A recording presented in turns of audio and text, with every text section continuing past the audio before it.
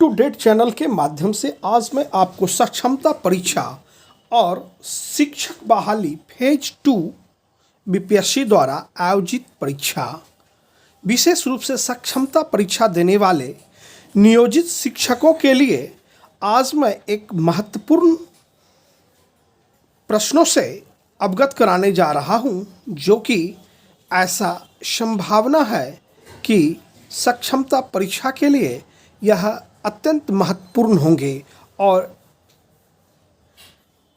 शिक्षक नियुक्ति नियमावली फेज 2 के लिए।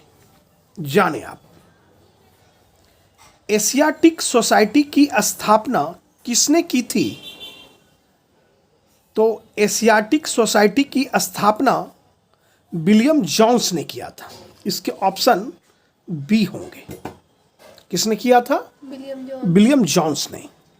जान लीजिए कि एशियाटिक सोसाइटी की जो अध्यक्ष थे वह स्वपन कुमार प्रामाणिक थे और यह एशियाटिक सोसाइटी की स्थापना 1784 ईस्वी में हुआ था।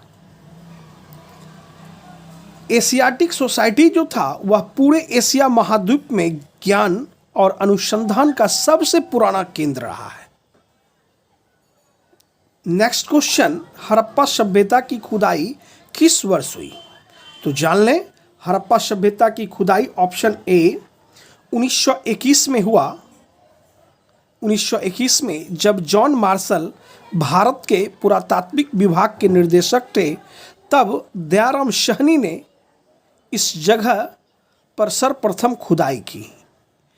एक बात और जान लें, इनके अलावा भी माधव स्वरूप जी 1926 में हड़प्पा की खुदाई की और माँ तरमीमर व्हीलर 1946 में। माधव जी और मार्तिमर जी ने भी हड़प्पा की खुदाई की।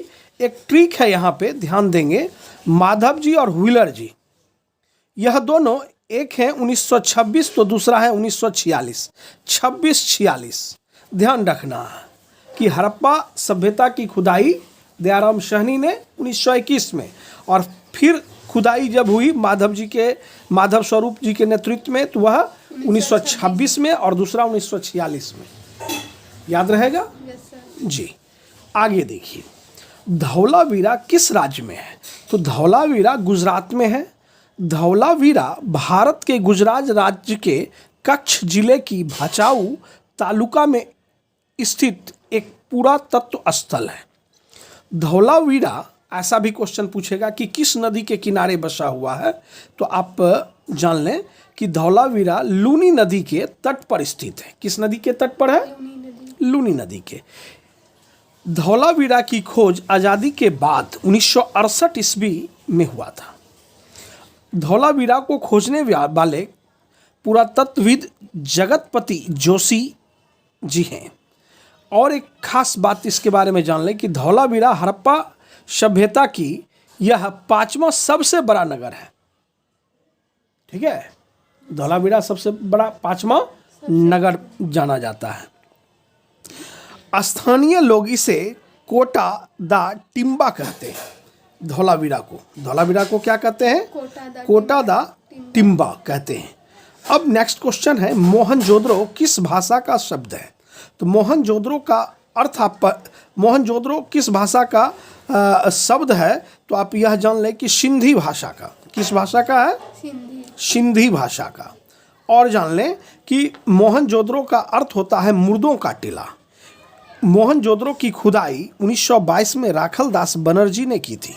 मोहनजोदड़ो सिंधु नदी के किनारे बसा हुआ है। किस नदी के किनारे बसा हुआ है? Very good. अब आगे और आप जाने, यहाँ पे अब आप जो देख रहे हैं कि सिंधु घाटी सभ्यता में हल का प्रमाण कहाँ प्राप्त हुआ? तो अब जान ले, अब हड़प्पा सिंधु सभ्यता में हल का प्रमाण आपको कालीबंगा में प्राप्त हुआ है। कालीबंगा से भी कुछ जानकारी आपको मैं दे रहा हूँ। सिंधु घाटी सभ्यता में हल का प्रमाण कालीबंगा नामक स्थान पर मिला है।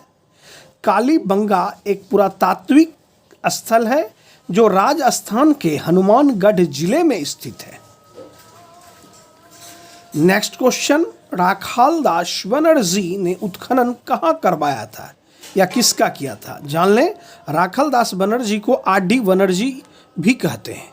इन्होंने 1922 में मोहनजोदड़ो का उत्खनन किया या करवाया, ये मोहनजोदड़ो का। ठीक है। नेक्स्ट क्वेश्चन देखिए, पुरातत्व के अंतर्गत निम्न में से कौन नहीं है? तो पुरातत्व सिक्का होगा, भग्नावशेष होगा, अभिलेख होगा, लेकिन साहित्य नहीं होगा।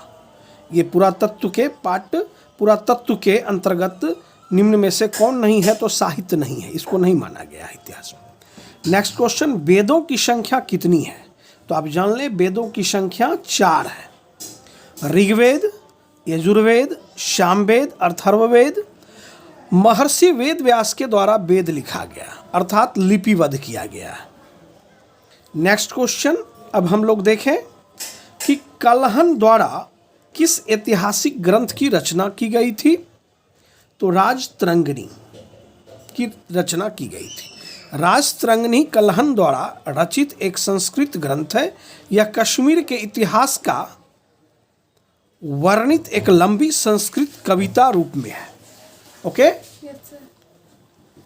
आगे आप देखें, इस तरह के प्रश्नों को आप निश्चित रूप से तैयार कर लें ताकि आने वाले परीक्षा में आपको किसी तरह की दिक्कत ना हो। समय बहुत कम है, जैसा कि आप जानते हैं, नियोजित शिक्षकों के पास जानकारी के अनुसार दिसंबर में परीक्षा, 15 दिसंबर के बाद कभी भी परीक्षा ली जा सकती है। और शिक्षक बहाली फेज 2 बीपीएससी का भी आप जो देख रहे हैं नोटिफिकेशन है, उसमें भी दिसंबर में परीक्षा होने जा रही है। तो आप एक दिन भी, एक भी कोई भी समय आप ना बीतने दें। सुविधानुसार आप व्यस्त कार्यक्रम में अपने रोजमर्रे के जीवन को देखते हुए आप हमारे चैनल पे आपके सक्षमता परीक्षा और शिक्षक नियुक्ति फेज 2 से संबंधित कई वीडियो हैं। आप उस वीडियो को निश्चित रूप से अवलोकन करें, देखें, समझें, ताकि आने वाले परीक्षा में आपसे यह बनने वाले जो भी प्रश्न हो, उन प्रश्नों का आप भली भांति जवाब दे सकें। जय हिंद, जय भारत।